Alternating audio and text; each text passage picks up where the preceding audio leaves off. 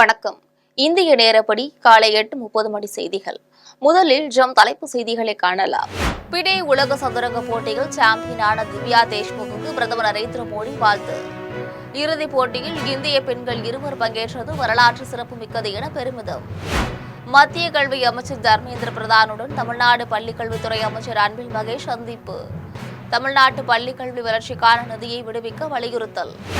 திருநெல்வேலியில் மாற்று சாதி பெண்ணை காதலித்ததால் நிகழ்த்தப்பட்ட கொலைக்கு சீமான் கண்டனம். கொலையாளிகளுக்கு கடும் தண்டனை பெற்றுத்தர வேண்டும் என்றும் வலியுறுத்தல். காசா நகரத்து மக்கள் உண்மையிலேயே பட்டினியால் வாடுவதாக அமெரிக்க அதிபர் டொனால்ட் ட்ரம்ப் உருக்கம். இஸ்ரேலின் நடவடிக்கை காசாவில் பசி கொடுமையை அதிகரிக்கும் வகையில் உள்ளதாக குற்றச்சாட்டு. இனி விரிவான செய்திகளை காணலாம். பிடே உலக மகளிர் சதுரங்க போட்டியில் இந்தியாவின் திவ்யா தேஷ்முக் வெற்றி பெற்றதற்கு பிரதமர் நரேந்திர மோடி வாழ்த்துக்களை தெரிவித்துள்ளார். ஜார்ஜியா நாட்டின் படூமி நகரில் நடைபெற்ற பிடே உலக மகளிர் சதுரங்க போட்டியின் இறுதி ஆட்டத்தில் இந்தியர்களான கோனேரு ஹம்பியும் திவ்யா தேஷ்முக்கும் விளையாடினர். இந்த ஆட்டத்தில் திவ்யா தேஷ்முக் வெற்றி பெற்று சாம்பியன் ஆகியுள்ளார். இதுகுறித்து பிரதமர் எக்ஸ் தள பக்கத்தில் வெளியிட்டுள்ள பதிவில் இறுதிப் போட்டியில் இந்திய பெண்கள் இருவர் பங்கேற்றது வரலாற்று சிறப்புமிக்கது என குறிப்பிட்டுள்ளார். இருவருக்கும் பிரதமர் நரேந்திர மோடி வாழ்த்துக்களையும் தெரிவித்துள்ளார். திவ்யா தேஷ்முக் உலக சாம்பியனும் கிராண்ட் மாஸ்டரும் ஆன நாள் இந்திய சதுரங்க வரலாற்றில் ஒரு பொன்னான நாள் என்றும் பிரதமர் குறிப்பிட்டுள்ளார். டெல்லியில் மத்திய கல்வி அமைச்சர் தர்மேந்திர பிரதானை தமிழ்நாடு பள்ளிக்கல்வித்துறை அமைச்சர் அன்பில் மகேஷ், நாடாளுமன்ற உறுப்பினர் கனிமொழி ஆகியோர் சந்தித்து பேசியுள்ளனர். தமிழ்நாட்டு பள்ளிக்கல்வி அமைச்சர் அன்பில் மகேஷ் டெல்லிக்கு சென்றிருந்தார். அவரும் திமுக நாடாளுமன்ற உறுப்பினர் கனிமொழியும் நேற்று டெல்லியில் மத்திய கல்வி அமைச்சர் தர்மேந்திர பிரதானை சந்தித்து பேசினர். அப்போது தமிழ்நாட்டிற்கு 2024 முதல் 2025 ஆண்டுக்கான நிலுவையிலுள்ள சமக்ரா சிக்ஷா நிதியையும் 2025-2026 ஆண்டுக்கான முதல் தவணை நிதியையும் உடனடியாக வழங்க வலியுறுத்தினர். அப்போது தமிழ்நாடு பள்ளிக்கல்வித்துறை செயலாளர் சந்திரமோகன், ஒருங்கிணைந்த பள்ளிக்கல்வி மாநில திட்ட இயக்குநர் ஆர்த்தி ஆகியோரும் உடனிருந்தனர். திருநெல்வேலியில் மாற்று சாதி பெண்ணை காதலித்ததால் வெட்டி கொல்லப்பட்ட கவின்குமார் கொலையை கண்டித்துள்ள சீமான், கொலையாளிகளுக்கு கடும் தண்டனை கிடைப்பதை உறுதி செய்ய வேண்டும் என்று வலியுறுத்தியுள்ளார். அவர் வெளியிட்டுள்ள அறிக்கையில், தூத்துக்குடி மாவட்டம் ஆறுமுகமங்கலத்தை சேர்ந்த மென்பொறியாளர் கவின்குமார் பட்டப்பகலில் வெட்டி கொல்லப்பட்டதை அறிந்து அதிர்ச்சியும் ஆழ்ந்த மனதுயரமும் அடைந்துள்ளதாக குறிப்பிட்டுள்ளார். நவீனமும் அறிவியல் தொழில்நுட்பமும் உச்சபட்ச வளர்ச்சி பெற்றிருக்கும் இக்காலத்தில் நடந்தேறும் இத்தகைய படுகொலைகள் நாகரிக சமுதாயத்தையே கேள்விக்குள்ளாக்கியுள்ளதாக குறிப்பிட்டுள்ளார்.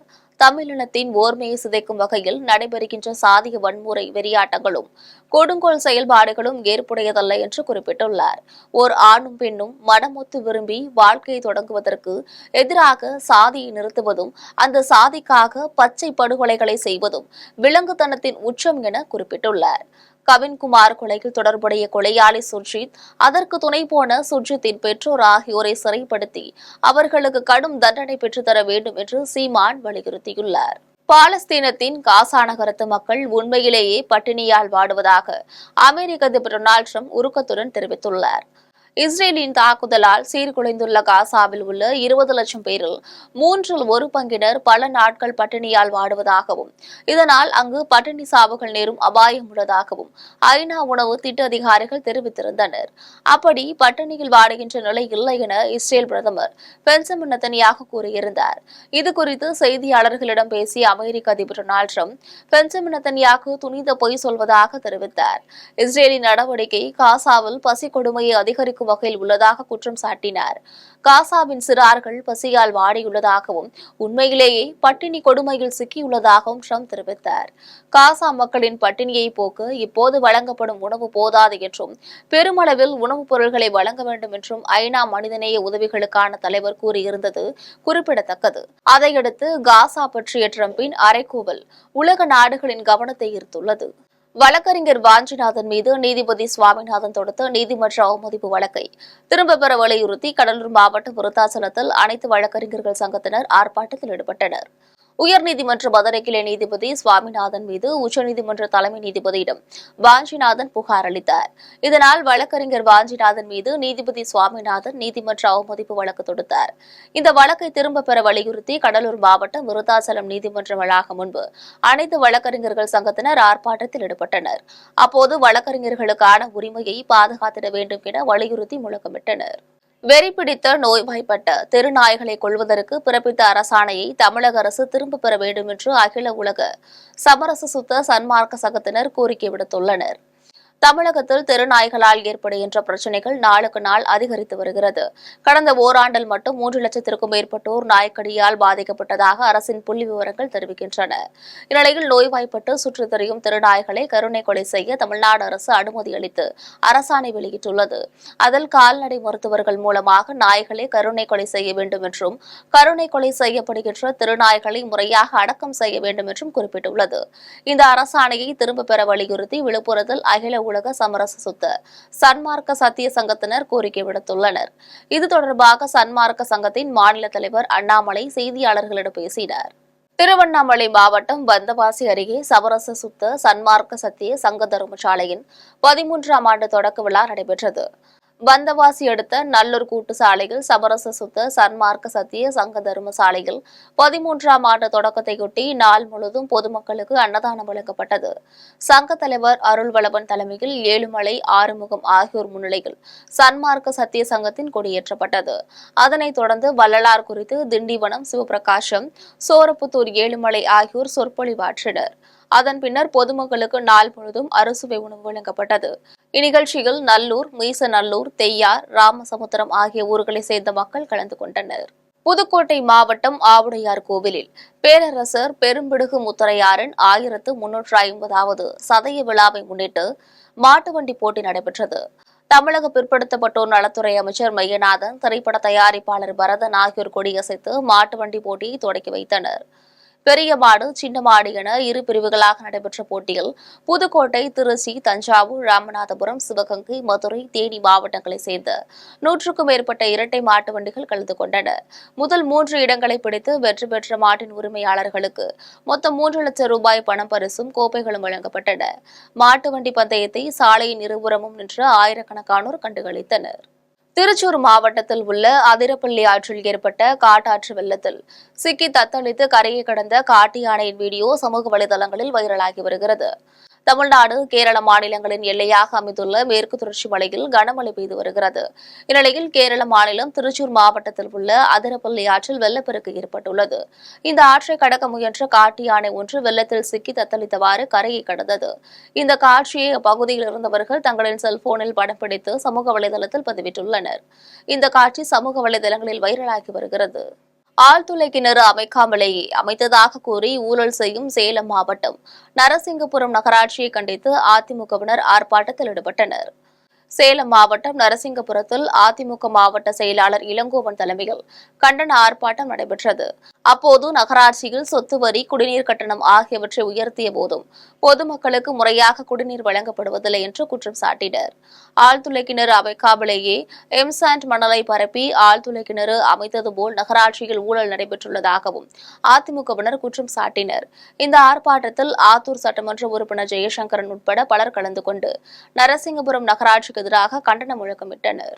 கோவை மாவட்டத்தில் குளோபல் ஆர்ட் நிறுவனத்தின் மண்டல அளவிலான ஓவியப் போட்டி நடைபெற்றது. கோவையில் பள்ளி குழந்தைகளின் திறனை வளர்க்கும் வகையில் குளோபல் ஆர்ட் நிறுவனம், SIB அகாடமி ஆகியன இணைந்து ஆண்டுதோறும் ஓவியப் போட்டிகளை நடத்தி வருகின்றனர். அந்த வகையில் 10வது ஆண்டாக பீலமேட்டில் ஓவியப் போட்டி நடைபெற்றது. குளோபல் ஆர்ட் நிறுவனத்தின் தேசிய தலைவர் நம்ரிதா முகர்ஜி தலைமையில் நடைபெற்ற நிகழ்ச்சியில் சிறப்பு விருந்தினராக இந்துஸ்தான் சர்வதேச பள்ளியின் முதல்வர் சுஜா நாயர் கலந்து கொண்டு போட்டிகளை தொடங்கி வைத்தார். இந்த போட்டியில் தமிழ்நாட்டின் பல்வேறு மாவட்டங்களைச் சேர்ந்து 500க்கும் மேற்பட்டோர் ஆர்வத்துடன் கலந்து கொண்டனர். பின்னர் தங்களது படைப்பாற்றல் திறனை வண்ண ஓவியங்களாக தீட்டி அனைவரையும் வியக்க வைத்தனர். இதையடுத்து சிறந்த ஓவியங்கள் தேர்வு செய்யப்பட்டு பரிசுகள் வழங்கும் விழா நடைபெற்றது. இதில் சிறப்பு அழைப்பாளராக நேஷனல் மாடல் பள்ளியின் துணை முதல்வர் லாவண்யா கலந்து கொண்டு மாணவ மாணவிகளுக்கு பதக்கங்களை வழங்கி சிறப்பித்தனர்.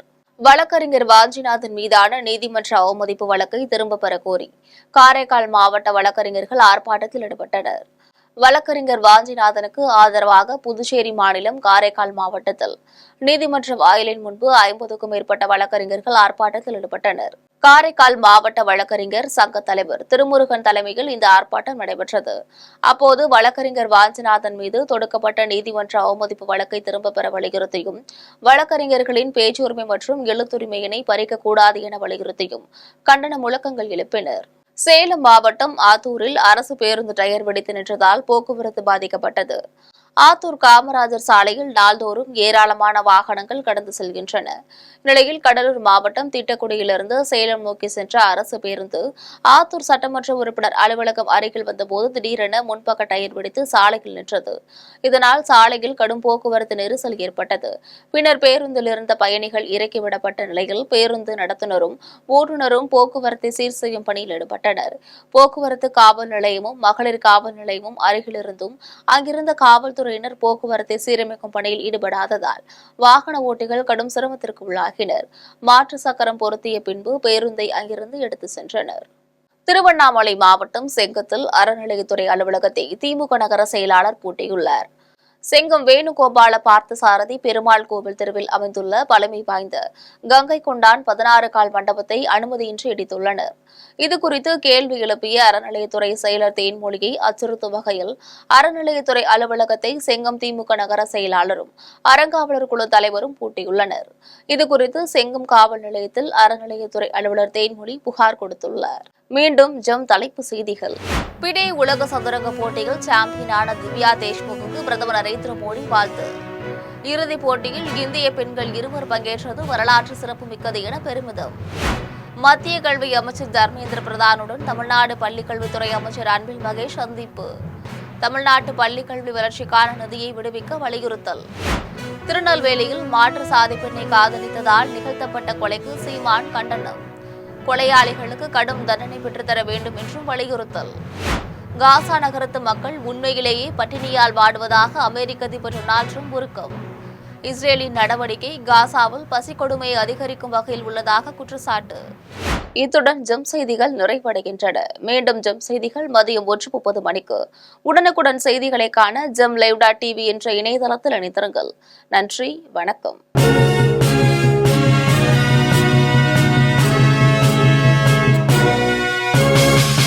உடனுக்குடன் அப்டேட் தெரிந்து கொள்ள ஜெம் டிவி தமிழ் ஆப்பை இன்ஸ்டால் செய்யவும்.